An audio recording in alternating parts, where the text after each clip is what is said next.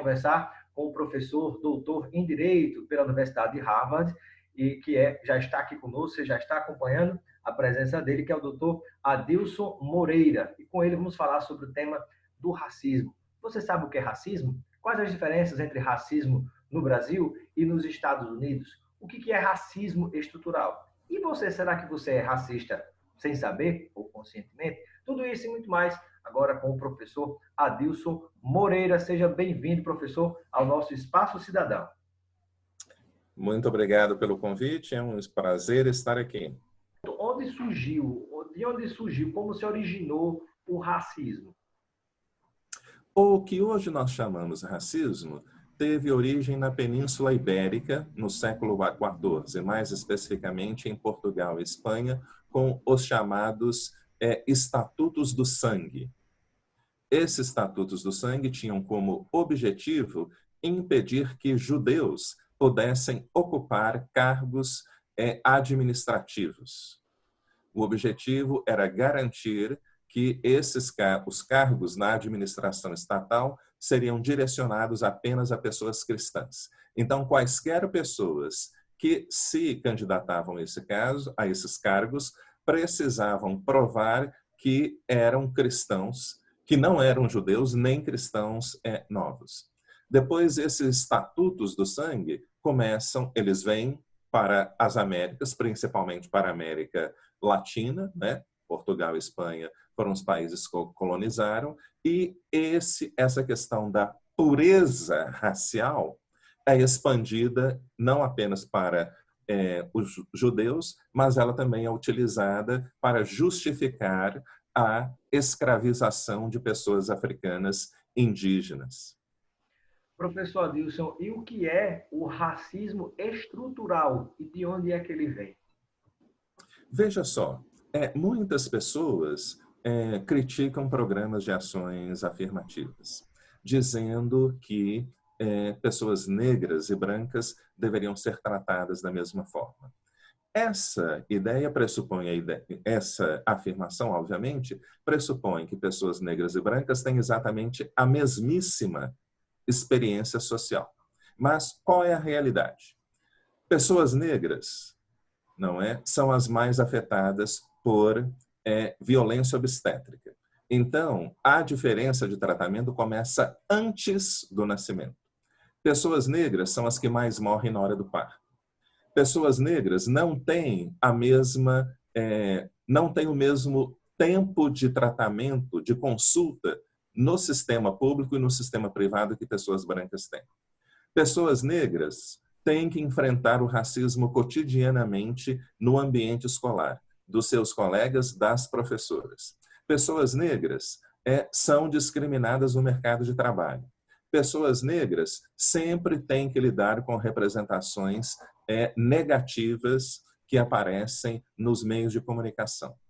Então, quando uma pessoa negra e uma pessoa branca chega aos 16, 17 anos de idade, a pessoa branca está em uma situação de vantagem estrutural, porque ela não foi vítima de violência doméstica, de violência racial, não foi vítima de discriminação no mercado de trabalho, não foi assassinada pela polícia. Oi? Psicológica também, a violência. Não foi vítima de violência cultural e psicológica, enquanto a pessoa negra já ficou lá atrás. Porque o pai é discriminado no mercado de trabalho, a mãe é discriminada no mercado de trabalho, ela teve que sair da escola para poder trabalhar para sustentar a família, o que muito possivelmente não ocorreu com pessoas brancas, e se ocorreu, não na mesma quantidade e significação. E é importante que essa negação de oportunidades não ocorreu apenas durante a escravidão. Ela ocorreu durante todo o período posterior, porque logo depois da escravidão foram promulgadas diversas leis que tinham como objetivo específico criminalizar pessoas negras, mas de maneira indireta, como, por exemplo, a Lei da Vadiagem. A Lei da Vadiagem exigia que as pessoas que circulavam nos espaços urbanos, como no Rio de Janeiro e São Paulo, teriam que provar que estavam empregadas. Bom, você saiu de um período de escravidão... Né? Exatamente. Então, na verdade, a sociedade brasileira sempre criou mecanismos, cobertos e encobertos, diretos ou indiretos, para impedir que pessoas negras e indígenas tivessem as mesmas oportunidades que pessoas brancas têm. E a conclusão sobre o racismo estrutural? Pois é, o racismo estrutural significa, então, que ele não pode ser visto apenas como algo comportamental, ele faz parte da operação das instituições. Então, o racismo existe nas instituições escolares, existe na polícia, existe nos partidos políticos, existe nos meios de comunicação, existe nas instituições de saúde.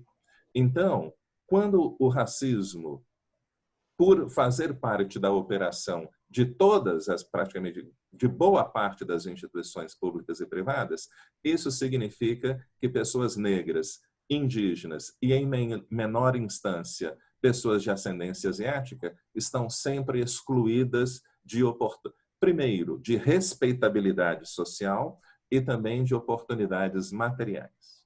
Perfeito. Professor Adilson, o que é que nós temos de diferença, elencar 3 pontos, por exemplo, ou mais, de diferenças entre o racismo no Brasil e o racismo nos Estados Unidos? Na verdade, meu querido, nós temos muito mais semelhanças do que diferenças. Então, veja só, o racismo é um sistema de dominação racial que opera exatamente pelos mesmos mecanismos. Por meio da discriminação direta, eu não vou te dar emprego porque você é negro. Por meio da discriminação institucional, a violência policial. Por meio da discriminação indireta, ou seja, práticas políticas, normas jurídicas que não fazem menção a nenhum grupo, mas que têm um impacto desproporcional sobre grupos que já estão em uma situação de desvantagem. Então, os mecanismos de operação são exatamente os mesmos. Agora, eles assumem diferentes formas ao longo da história. Então, por exemplo, nos Estados Unidos, nós tivemos, desde 1896, um sistema oficial legalizado de discriminação racial. Então, toda a sociedade, todos os âmbitos da sociedade eram inteiramente segregados. Agora, aqui no Brasil, ocorreu exatamente o mesmo sistema, mas não por meio, inclusive também por meio de normas jurídicas. Como eu disse, a questão não é, mas essas normas jurídicas não faziam, não mencionavam diretamente a questão da raça, mas nós tínhamos a lei da vadiagem, nós tínhamos as leis que proibiam a prática de religiões afro-brasileiras, nós tínhamos as leis que proibiam a prática da capoeira, o samba foi proibido durante algum tempo. Então, as leis eram genéricas, mas tinham como objetivo, não é, direcionar, estigmatizar, criminalizar a população negra.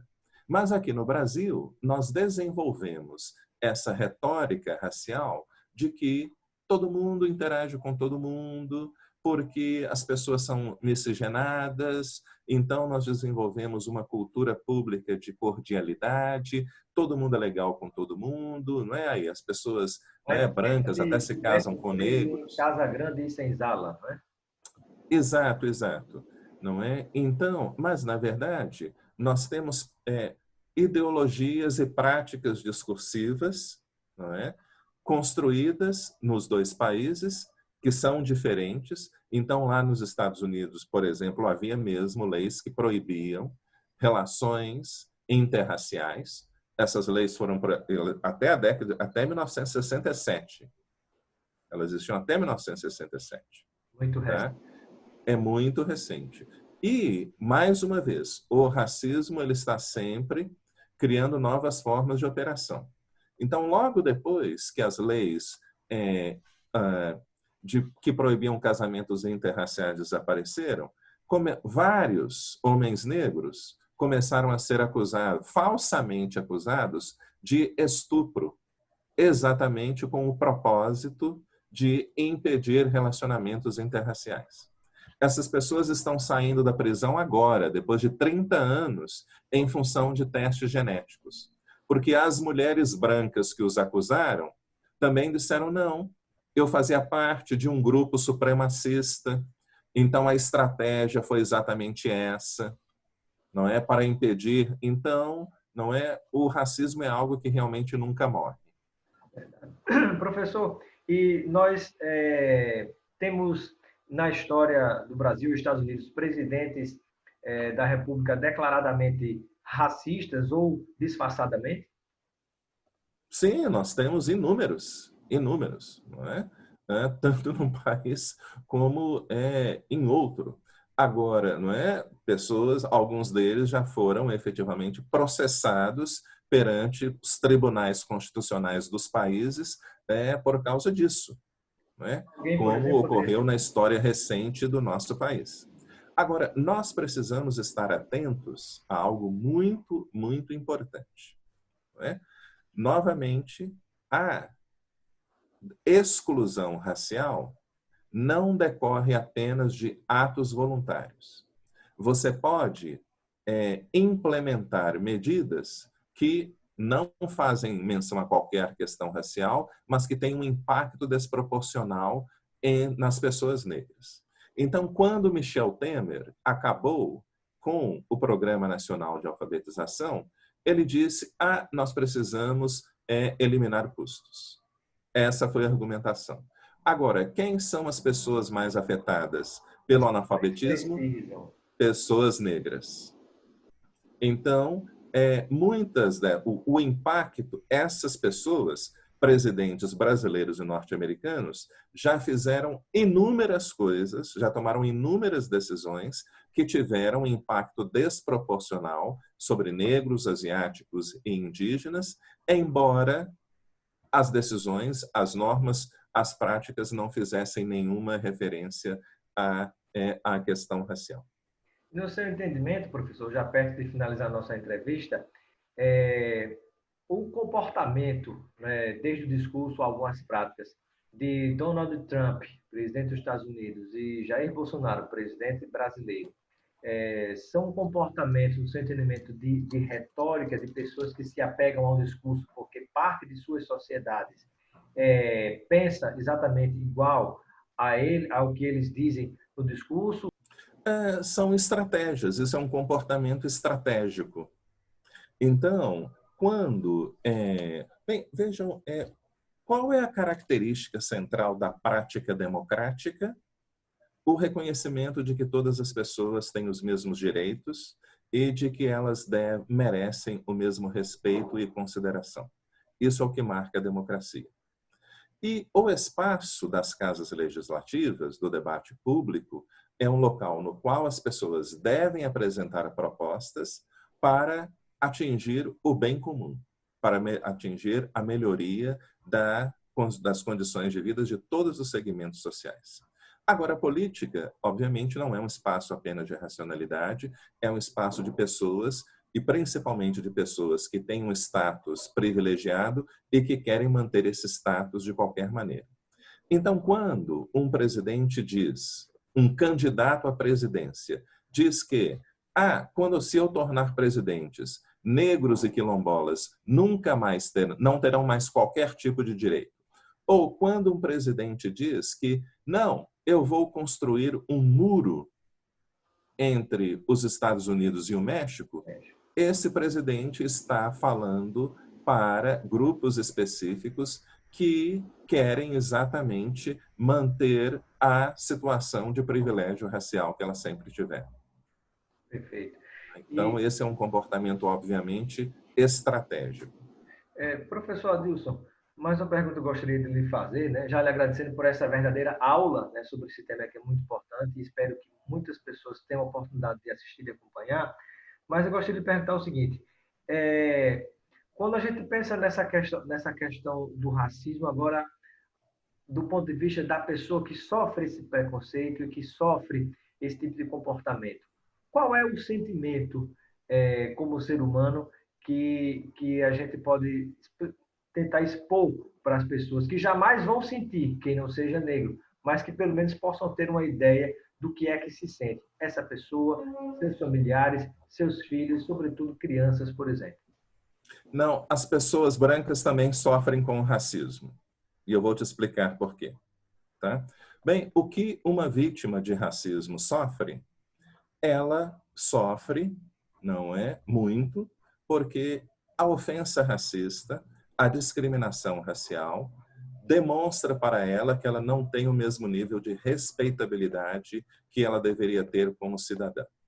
Então, as pessoas negras, asiáticas, indígenas, aprendem no Brasil que elas não terão pleno controle sobre questões fundamentais da vida delas. Ter acesso à educação, ter acesso à saúde, ter acesso a emprego, ter um nível mínimo de respeitabilidade social. Então, no lugar de uma certeza de que eu sou um ser humano respeitado pela comunidade, essas pessoas desenvolvem um sentimento de desamparo aprendido.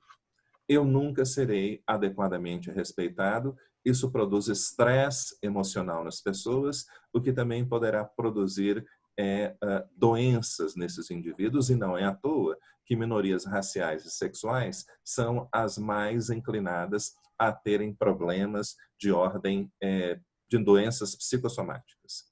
Pessoas brancas também sofrem com o racismo. E eu vou te dar um exemplo. Há certos homens brancos, heterossexuais e homossexuais, que contraíram o vírus do HIV, eles desenvolvem um ódio generalizado contra as pessoas, eles se reúnem nessa internet profunda, e às vezes até em grupos de Facebook, para ensinar uns aos outros como tirar a camisinha durante as relações sexuais. Então, o objetivo deles é sair para a noite para encontrar uma vítima. E qual é a conversa entre eles? Não, velho, as meninas pira num cara de olho verde. As minas pira num cara de olho azul. Então, esses indivíduos estão inteiramente cientes que para 99% das pessoas brancas no Brasil, eles são os únicos parceiros sexuais socialmente aceitáveis. Eles sabem porque, sendo homens brancos e bonitos, as pessoas olharão para elas, bom, ele é um homem branco, ele é uma pessoa boa. Ele é um homem bonito, então ele é um parceiro sexual ideal. E as pessoas saem dali, vão para o motel com essas pessoas, sem saber absolutamente nada, elas simplesmente fazem deduções do caráter dessa pessoa a partir do fato delas serem brancas. Se fosse uma pessoa negra, como eu já fui em várias boates aqui em São Paulo, as pessoas nem olham para mim e ficam reclamando da presença de um homem negro. Agora, se for um homem branco, louro, de olhos verdes ou azuis, que está lá com o propósito de matar essas pessoas, elas partirão do pressuposto, não, aquele é um homem branco. E elas saem, vão para o motel e são contaminadas com o vírus do HIV. Então, nós negros e nós brancos, precisamos lutar contra o racismo o tempo inteiro, porque o racismo mata pessoas brancas. Professor Adilson Moreira, doutor em Direito pela Universidade de Harvard, muito obrigado pela sua presença no nosso Espaço Cidadão. Muito obrigado por esta aula, por esses esclarecimentos sinceros, técnicos, científicos que você acabou de compartilhar conosco. Foi um prazer, meu caro.